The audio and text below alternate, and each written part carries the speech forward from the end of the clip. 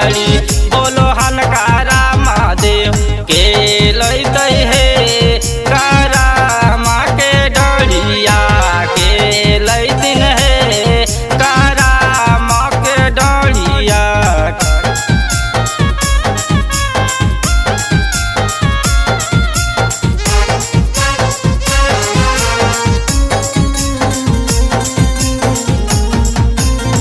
अपनी महालवे से बोलो हन सोनू भैया अपनी महालवे से बोलो हन मोनू भैया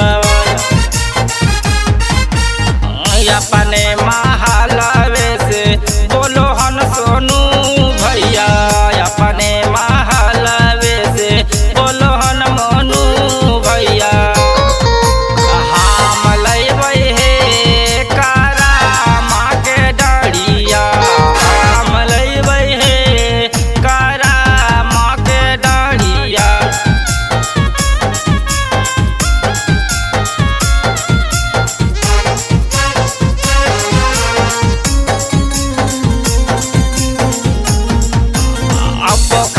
के पिंडिया चाड़ी बोलो हनकारा महादेव पोखरी के पिंडिया चाड़ी बोलो हनकारा महादेव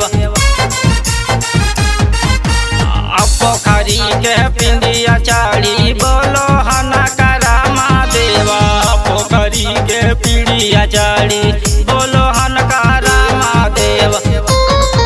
अकेले दिन है बेलौना के जड़िया अकेले दिन है बेलौना के जड़िया।